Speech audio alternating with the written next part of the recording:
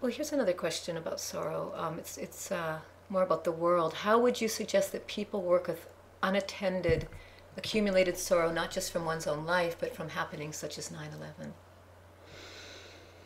the larger Yeah. sorrows? I always love the perspective of letting my heart be tenderized. So when we think about mass scale sorrows, the Holocaust and 9/11, and frankly, what has happened in Iraq in these years, this and that has been also a news blackout. But I mean, there's just untold suffering that has gone down as a result of the invasion of Iraq by the U.S. military. And when we think about these large scale, we think about what's going on in Darfur, we think about what's going on a mass scale to so many of the creatures of the planet that are nearing extinction. All of these reflections break our hearts and tenderize our hearts so powerfully that it becomes very difficult to engage in anything that would cause suffering oneself. It becomes very, very difficult. I saw this movie, it was called Powder, I think.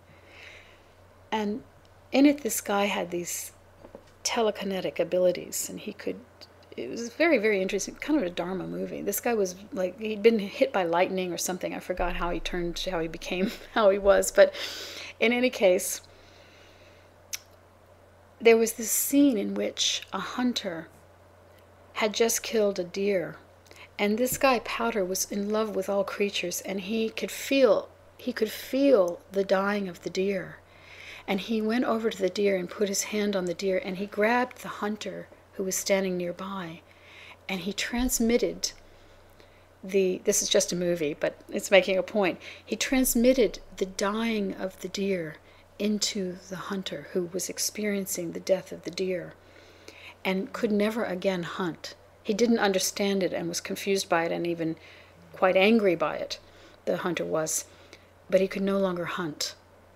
And I feel that when we let in those large-scale sorrows to the tiny degree we even can, but what it does is it makes it just that much harder to be a force of harm on Earth. And that's a good thing.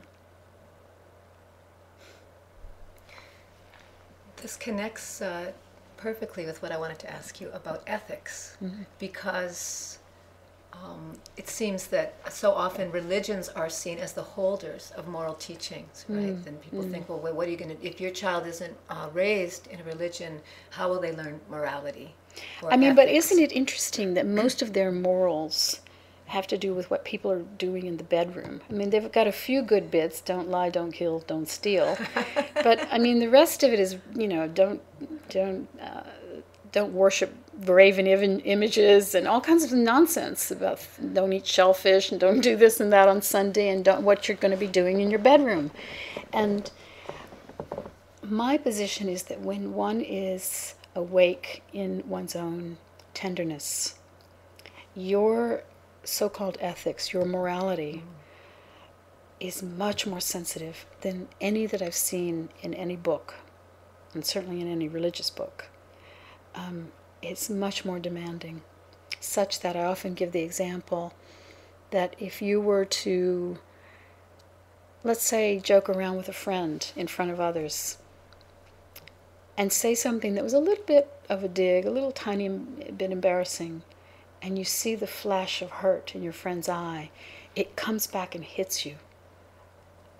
When you're that sensitive, when you're that awake, you get it right away. You're not oblivious to it. You see, and it makes you, it deconditions that tendency to happen again.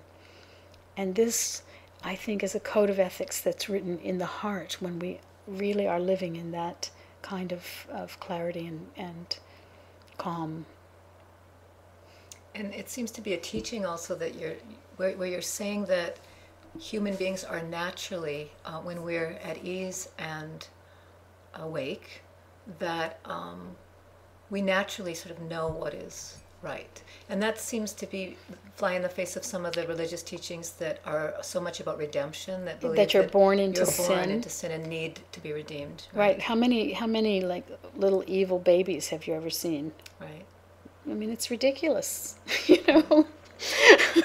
Yeah, so it's a very optimistic view of who we are. What you're saying, it's a very positive view. Yes, I really do believe that if we condition little beings with love and this kind of freedom, just have that as what surrounds them, and that's what they're growing into, then I would say most of the time you will get a very healthy psychology. Probably there are going to be cases that are not, just because nature makes all kinds of unusual creatures, you know. So, but for the most part,